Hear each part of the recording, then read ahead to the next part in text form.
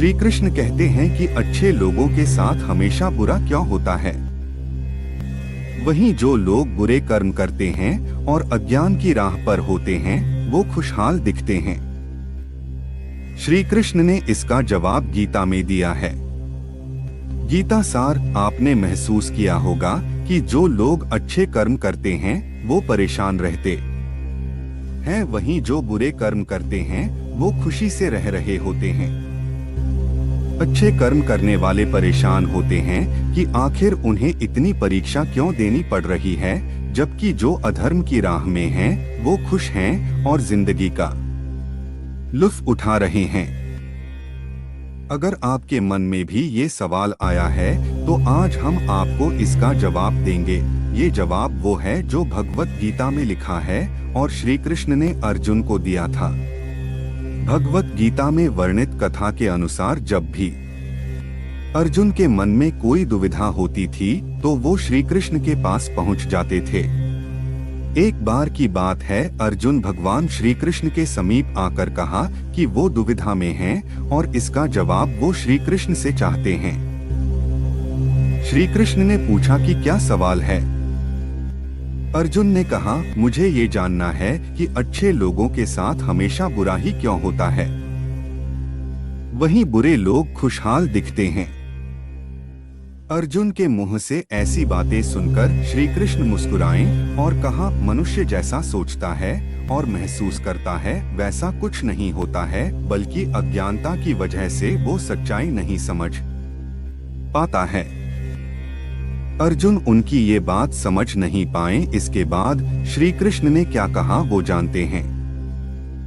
श्री कृष्ण ने अर्जुन से कहा, पार्थ मैं तुम्हें एक कथा सुनाता हूँ, उसे सुनकर तुम समझ जाओगे कि हर प्राणी को उसके कर्म के हिसाब से ही फल मिलता है।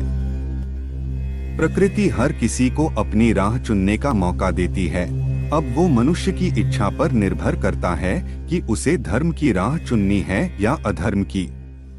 कथा शुरू करते हुए श्री कृष्ण ने कहा, एक नगर में दो पुरुष रहा करते थे। एक पुरुष व्यापारी था जिसके जीवन में धर्म की बहुत महत्ता थी। वो पूजा पाठ में यकीन रखता था। वो हर रोज मंदिर जाता था और दान धर्म भी करता था और हर रोज भगवान की पूजा करता था। वहीं दूसरा पुरुष बिल्कुल विपरीत था। वो हर रोज मंदिर तो जाता था लेकिन पूजा करने नहीं, बल्कि मंदिर के बाहर से जूते चप्पल चुराने। उसे दान और धर्म से कोई लेना देना नहीं था। समय बीतता गया और एक दिन बहुत जोर की बारिश हो रही थी।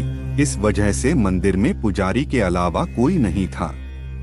ये बात जब दूसरे पुरुष को पता चली तो उसने कहा कि ये सही मौका है मंदिर का धन चुराने का। पंडित से नजर बचाकर उसने मंदिर का सारा धन चुरा लिया। उसी समय धर्म कर्म में विश्वास रखने वाला व्यक्ति भी मंदिर पहुंचा। दुर्भाग्य से मंदिर के पुजारी ने उसे ही चोर समझ लिया और चिल्लाने लगे। वहां लोग एकत्र हो गए और उसे बहुत मारा। किसी तरह वो बचते बचाते वहां से निकला तो दुर्भाग्य ने उसका साथ वहां भी नहीं छोड़ा। मंदिर के बाहर वो एक गाड़ी से टकरा गया और घायल हो गया। फिर वो व्यापारी लंगड़ाते हुए घर जाने लगा तो रास्ते में उसकी मुलाकात उस पुरुष से हुई जिसने मंदिर से धन चुराया था। उसने कहा, आज तो मेरी किस्मत चमक गई, एक साथ इतना सारा धन मिल गया।